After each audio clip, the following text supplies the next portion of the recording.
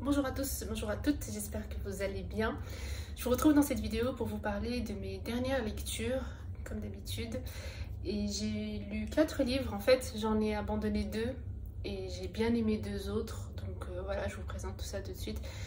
Peut-être que je vais commencer avec ceux que j'ai bien aimés et puis finir avec les 2 que j'ai abandonnés, que je pensais que j'allais aimer, voire adorer. Alors, le premier livre que j'avais bien aimé, il s'agit d'un manga. Il s'agit de Quartier lointain de Janiro, je crois, Taniguchi. Un mangaka que j'adore, qui est très connu chez les lecteurs et les lectrices pour ses mangas qui sont très émotionnels, voilà, très touchants. Il est aussi connu pour être un mangaka qui arrive vraiment à créer limite, en fait, on a l'impression d'être projeté dans un film et non pas en train de lire un manga et de regarder des dessins, voilà, inanimés. C'est quelqu'un qui est réputé de réussir, en fait, pour réussir à nous faire tout de suite plonger dans l'ambiance de ses histoires. Là, ça n'a pas raté. J'ai beaucoup aimé aussi Quartier lointain. Je pense que c'est l'un de ses mangas les plus connus. C'est l'histoire d'un homme donc japonais qui a la quarantaine, qui a une famille, qui a des enfants et qui un jour il prend un train. Et quand il descend du train, du coup il se rend compte qu'il est revenu plusieurs années en arrière. Il n'a plus 40 ans, il a 12 ou 13 ans, il est revenu à son village natal. Et du coup, comme on peut l'imaginer un petit peu, il va y revenir pour essayer de finalement répondre à certaines questions pour lesquelles il n'a jamais eu de réponse au sein de sa famille. Donc il y a quelques secrets de famille aussi pour les personnes qui aiment bien lire de la fiction autour de ça. Donc il y a plein de secrets de famille, il y a plein de choses qui commencent à se délier. Et il y a une bonne relation, c'est un manga qui explore pas mal les relations père-fils aussi.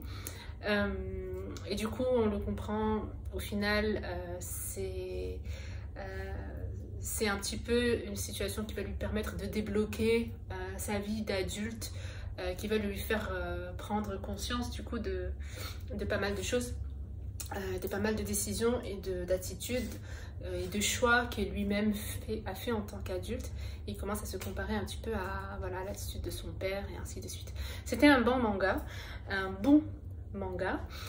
Sinon, j'ai lu enfin mon premier Wajdi Mouawad et c'était Tous des oiseaux. Alors, c'est une pièce de théâtre, du coup, ça se lit assez rapidement vu que c'est que des dialogues. J'ai beaucoup entendu parler de Wajdi Mouawad. Je crois que c'est un auteur, cinéaste, metteur en scène libanais qui vit, je sais plus s'il vit au Canada ou en France, je sais plus, dans un pays francophone en tout cas. J'entendais beaucoup parler de lui, que ce soit sur internet ou parce que je voyais ses livres chez Babel dans les librairies, mais je ne l'avais jamais lu. Et j'ai l'impression que c'est un auteur qui se sert beaucoup des oiseaux, pas des oiseaux mais plutôt des animaux pour faire passer certains messages, je crois. En tout cas, c'est l'impression que j'ai. Et celui-là, il a été recommandé par Jeanne Lira dans son dernier bilan culturel, je crois. Je pense qu'elle était partie voir la pièce de théâtre en France et elle avait dit que voilà, qu'elle avait adoré, et pour les personnes qui ne pouvaient pas regarder la pièce, eh bien, elles pouvaient toujours lire le livre, qu'il était très bon aussi. Du coup, voilà, je fais confiance à Jeanne Lira et je suis tombée dessus à la librairie, du coup, voilà, il n'y avait pas de raison. C'était une bonne lecture. C'est l'histoire, en fait, d'un couple qui va se rencontrer quand ils sont jeunes. Lui, il est scientifique, elle prépare son doctorat sur Léon l'Africain. Et ils vivent aux États-Unis, me semble. Lui, il est juif allemand. Et elle on comprend qu'elle est arabo-musulmane. Elle s'appelle Wahida. Lui, je ne me rappelle plus comment il s'appelle. Ethan, je crois. Voilà, Ethan. Et ils décident de partir en Palestine. Pour chacun, pour des raisons différentes, mais ils décident d'y aller ensemble. En fait, pas en Palestine, je crois qu'ils vont à Jérusalem, mais ils sont dans les frontières, en fait, voilà, ils sont en tout cas sur les frontières israélo-palestiniennes. On comprend que ça va parler du conflit israélo-palestinien, que ça va parler d'identité, que ça va parler de déchirement. En fait, pratiquement toute la pièce, c'est un déchirement, c'est un cri de rage, c'est des scènes conflictuelles. Là aussi, il y a pas mal de secrets de famille, un énorme secret de famille qui a été très bien fait, je trouve, par l'auteur, parce qu'il vient en fait secouer toute cette identité qu'on croit être tellement solide. Vous savez, on s'identifie tous et toutes généralement soit à notre pays, soit à notre religion, soit à notre ethnie, soit à notre genre. Généralement, c'est un petit peu ces quatre-là. Et voilà, pour nous, généralement dans notre tête, c'est quelque chose qui est figé, qui est fixé, et c'est surtout quelque chose sur laquelle on a très peu de doutes, qu'on ne questionne pas généralement, voilà. Et du coup, l'auteur, il vient ici faire bien secouer tout ça pour nous faire en fait prendre compte que c'est pas aussi solide qu'on le croit, que ça peut être dangereux de bâtir son identité sur voilà, sur ça. D'ailleurs, Sadhguru, mon gourou indien, lui il dit souvent que justement qu'on ne doit pas s'identifier en fait à ce genre de choses, et que nous sommes avant tout en fait des vies, et que si on arrivait à nous identifier en prenant conscience que je suis une vie en fait avant d'être autre chose, ça changerait pas mal de choses en fait dans notre façon de vivre et dans notre façon d'être. Voilà, j'aime bien en fait parce qu'il dit que toutes les autres identités, elles nous sont utiles sur un plan social, sur un plan politique. Généralement c'est dans ça qu'elles nous sont utiles, mais sur le plan personnel et sur le plan existentiel en quelque sorte, elles ne font que nous enfermer et brouiller un peu notre vision, quoi. Enfin bref. Du coup, j'ai bien aimé le livre où on va voir un petit peu en fait les dilemmes. Surtout que là, on se retrouve dans une histoire d'amour. Du coup, eux, ils s'aiment, et bien sûr, les familles ne voient pas ça de la même manière. C'est une pièce de théâtre qui parle aussi beaucoup de la culpabilité des survivantes. Et j'ai beaucoup aimé ça parce que je pense que je n'ai jamais vraiment réfléchi à cette réalité. C'est-à-dire le fait que les survivants et les survivantes, ils se sentent coupables dès le moment où ils et elles ne peuvent pas en fait ignorer ce qu'ont vécu leurs ascendants, leurs ancêtres. Ils peuvent pas faire comme si donc il n'y a pas eu, ils peuvent pas faire comme s'il n'y a pas eu voilà, tout ce qui est arrivé aux juifs. Elles peuvent pas faire comme s'il n'y a pas eu d'esclavage pour les noirs, parce que elles se sentent coupables par rapport à tout ce qu'ont vécu leurs ancêtres. Voilà. Et du coup, il y avait une scène par exemple qui m'avait beaucoup marquée. C'est un moment où les parents d'Ethan s'énervent contre lui en lui disant: nous en fait on n'a aucun problème avec la jeune femme arabo-musulmane, mais le fait que toi tu dis que tu l'aimes et que tu veux te mettre en couple avec elle, en fait tu nous obliges en quelque sorte à la détester, alors que nous on ne veut pas la détester. Nous on s'en fout d'elle, on est hyper tolérant, on est hyper neutre, on veut bien coexister avec elle, il n'y a pas de problème. Mais pourquoi toi, et d'ailleurs ils lui disent ça comme ça, pourquoi tu nous fais ça, pourtant genre tu sais et tout ce qu'on a vécu, tout ce que tes grands-parents ont vécu et tout, pourquoi tu nous mets dans cette situation, parce que même si on veut l'aimer, on ne peut pas l'aimer, genre voilà. Et c'est là en fait un peu la culpabilité des survivants. Donc c'était sympa, c'était intéressant comme lecture. Est-ce que je lirai d'autres livres de Wajdi Mouawad? Je sais pas, peut-être s'il m'arrive entre les mains, why not. J'ai vu qu'il était controversé par rapport au féminisme, je l'ai vu. Je pense qu'il avait refusé de... je pense qu'il mettait en scène une pièce de théâtre d'un mec qui était accusé de viol, peut-être même sur mineur, voilà, de pédophilie et tout. Et même si les gens apparemment... Les féministes avaient demandé à Wajdi Mouawad donc d'annuler la pièce de théâtre, voilà, parce que voilà, on peut pas continuer de célébrer, de soutenir et de encourager le travail d'un homme comme ça, parce qu'on ne sépare pas l'auteur de l'œuvre, bien évidemment, ni l'autrice d'ailleurs. Mais il avait refusé, et du coup je pense que c'est un petit peu un point noir maintenant dans sa biographie. Voilà, il ne va pas y échapper. Les livres que j'ai abandonnés. Alors, le premier que j'ai abandonné, c'est un essai, Matriarcat. Quand les femmes ont soif de bière et d'égalité, d'Anaïs Lecoq. C'est une maison d'édition qui a l'air assez cool. J'aimais bien le titre, j'aimais bien la couverture et je voulais le lire, mais en fait finalement c'est un de ces livres que j'ai abandonné parce que ça peut paraître bizarre pour certains, certaines, je sais que tout le monde ne comprend pas, mais autant j'adore m'instruire et m'éduquer sur le féminisme, autant quand c'est un ouvrage qui devient très très spécialisé sur une thématique très spécifique dans le féminisme, notamment ici, donc ça parle de la contribution des femmes dans l'histoire et dans le business de la bière depuis des siècles. Donc là, moi, ça ne m'intéresse plus autant, pas autant de lire tout un livre sur ça. Voilà, je peux lire un article voilà, sur ça, il n'y a pas de problème. Mais lire tout un livre qui va me prendre plusieurs heures, sachant que depuis un moment déjà, je n'ai plus autant d'heures à dédier à la lecture, malheureusement. Du coup, voilà, j'ai lu quelques pages, je ne sais plus combien j'ai lu, la vérité, je crois que j'ai lu un chapitre ou je ne sais plus. Mais déjà, le livre, il est hyper court, il fait 130 pages. J'ai dû en lire un tiers ou quelque chose comme ça, et après, j'ai abandonné.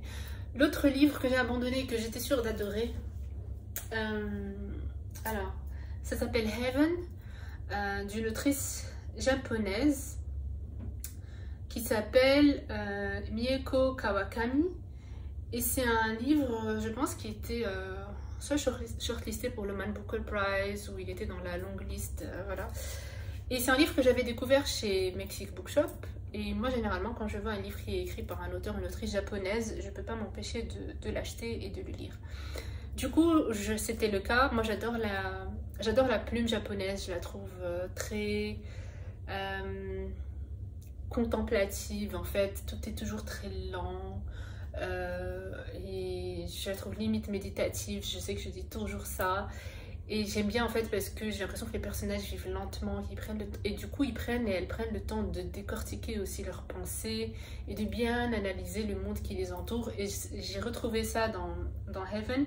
Je sais que tout le monde n'est pas fan de littérature japonaise, coucou Zineb, mais moi j'adore, ça me détend, ça me relaxe et tout, et j'aime bien en fait, j'aime bien lire des personnages qui prennent le temps justement de réfléchir à des petites choses qui pourraient passer, qui nous passent souvent voilà, sous le nez de façon inaperçue et tout. Du coup, j'avais commencé, j'avais adoré, j'adorais le style de l'autrice, et au début, avant même de commencer, j'ouvrais le livre au pif, et j'adorais à chaque fois la phrase que je trouvais, la phrase que je lisais. Du coup, j'étais vraiment très enthousiaste par rapport à ça. En fait, c'est l'histoire de deux adolescents qui ont aussi, je crois, voilà, 13-14 ans et qui souffrent d'harcèlement donc à l'école. Lui, parce qu'il a une petite déformation physique, et elle, parce qu'elle est pauvre. Et du coup, lui, il le frappe toujours à l'école, donc les garçons le frappent et tout. Et elle, ben, elle est toujours moquée par tout le monde parce qu'ils disent qu'elle est sale, voilà, qu'ils se moquent d'elle, de ses habits, de ses vêtements et tout. Et puis un jour, ils commencent à s'écrire des petits mots entre eux. Et puis ça va être des lettres, et puis ils vont se parler en vrai. Et elle va lui dire qu'elle aimerait l'emmener quelque part pour lui faire découvrir un truc, un lieu qui s'appelle Heaven, enfin c'est ce qu'on croit. Et du coup ils vont partir, et voilà, je vous laisse découvrir si vous décidez de le lire. Pourquoi j'ai décidé de l'arrêter? En fait, chacune de nous lit à sa manière. Je pense qu'on lit tous et toutes de façon très différente. Mais moi, généralement, parmi les raisons qui font que j'arrête une lecture, que je la termine pas, et c'est plus fort que moi, je peux plus continuer de lire.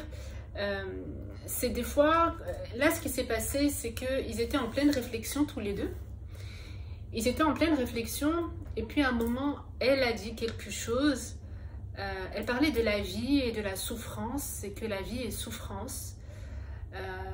Et je me rappelle plus très exactement ce qu'elle avait dit, mais c'était en gros ça, que la vie est souffrance. Et je sais plus si elle avait dit que genre on devait que genre accepter ça et voir comment vivre avec ça ou quelque chose comme ça.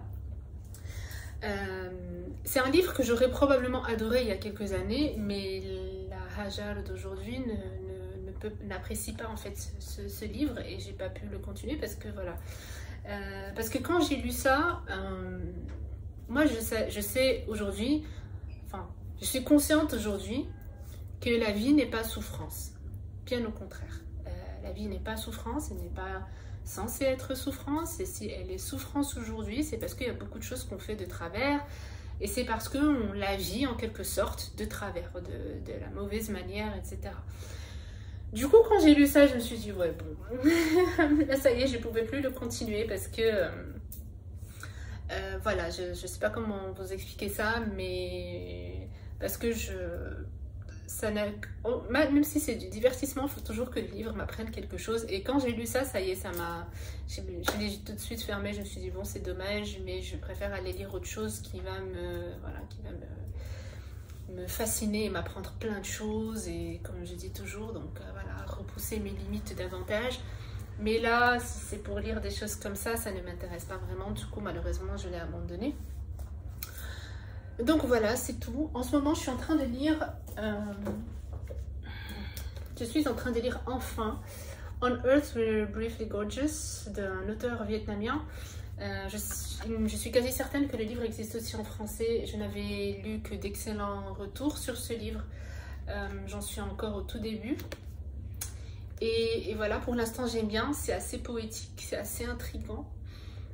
Parce que autant c'est poétique, autant l'auteur il nous parle de certaines choses de façon assez... Voilà, on ne voit pas les choses venir, on est surprise, on se dit est-ce que j'ai bien lu, est-ce que... Voilà, parce qu'il peut parler de sujets violents tout en restant très calme. Et du coup, j'aime bien. Même la façon avec laquelle c'est écrit, en tout cas avec laquelle le premier chapitre était écrit, j'aime bien. On dirait des petits billets, c'est des petits pas chapitres, c'est des petits paragraphes à l'intérieur du même chapitre, enfin bref. Et voilà, j'ai entendu que du bien, j'ai hâte de le lire. J'en sais pas encore trop sur l'histoire vu que j'ai lu que ça, mais je comprends que c'est une lettre d'un fils à sa mère. Ils avaient quitté le Vietnam pour s'installer aux États-Unis en fuyant la guerre. Et voilà, je pense qu'il lui écrit une lettre. Je ne sais pas encore pourquoi il la lui écrit. Mais voilà, j'imagine qu'il va parler un peu voilà, de sa vie en tant qu'immigré vietnamien aux États-Unis. Lui, il a fait des études, sa mère, elle était illettrée. Et du coup, voilà, c'est un peu, j'imagine, un livre qui va nous raconter un petit peu, voilà, comme j'ai dit, la vie des émigrés vietnamiens aux États-Unis. Et on va suivre un peu, j'imagine, toute l'enfance peut-être et toute l'expérience et toute la vie de ses fils aux États-Unis. Et j'imagine que la lettre va être très touchante et qu'il va dévoiler pas mal de choses à sa mère. Dès le premier chapitre, on apprend déjà que sa mère était un peu bizarre. Comme il dit, lui, il pense qu'elle souffrait de syndrome post-traumatique. Mais quand je dis bizarre, c'est-à-dire que j'ai l'impression qu'elle pouvait être très calme et puis d'un coup, elle commençait à battre son fils. Et du coup, lui, déjà, il commence à parler, parmi les premières choses qu'il dit à sa mère, dans les premières lignes, c'est ça. C'est-à-dire qu'il va lui rappeler les moments où elle le frappait et il lui rappelle aussi l'instant où il s'est passé un truc et elle ne l'a plus jamais frappé depuis ce moment-là. Donc on voit déjà que c'est un aspect qui a marqué ce fils qui aujourd'hui est adulte et que c'est la première chose qu'il partage en fait, dont il parle à sa mère. Donc voilà, ça nous donne un petit peu une idée sur le ton. Comme j'ai dit, c'est très poétique. J'imagine que ça va être très intime. C'est un livre voilà, qui a reçu pas mal de super bons avis et j'ai hâte de le lire. J'espère que je vais pouvoir le lire et arriver jusqu'au bout. Donc voilà, j'espère que vous allez tous et toutes très bien, que vous survivez à la chaleur, que que vous profitez des vacances si vous êtes en vacances. Et n'hésitez pas à me dire ce que vous êtes en train de lire. Et si vous avez lu d'excellents livres dernièrement, n'hésitez pas à partager ça avec moi aussi. Moi, j'ai l'impression que je lis de moins en moins d'excellents livres. Donc voilà. Merci d'avoir regardé cette vidéo. J'espère qu'elle vous aura intéressé. Et je vous dis à bientôt. Bisous.